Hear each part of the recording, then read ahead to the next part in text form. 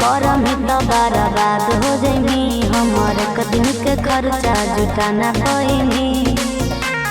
हे रे सुन प्यार हमसे करम ही तो बर्बाद हो जाइनी। हमारे कदम के खर्चा जुटाना पैनी। कुछ काम करो हकीकी हो बिजनेस रोजाना के जाने के महीने हम खाना बेचो ही और फल के दाना। के जाने के महीने हम खाना बेचो ही पितर के दाना। जहरा music recording studio Sheikhpura Dhanaur.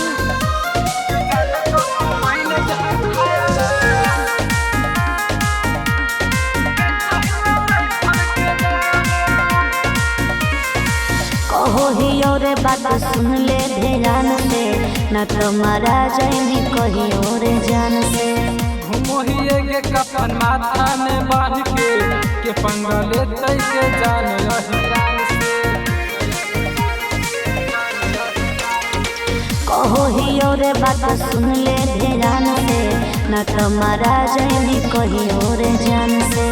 घुमोहिए के कफन माथा में बांध के पंगा लेते के जान अहिरान से। तोर दुश्मन बनल हो रे पूरा जमाना। के जाने के महीने हम खाना बेचो ही और फल के दाना। के जाने के महीने हम खाना बेचो ही पितर के दाना।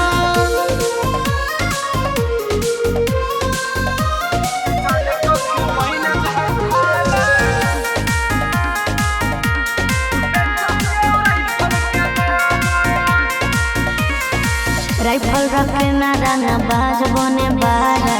लग तो छोड़ा 140 के धारा।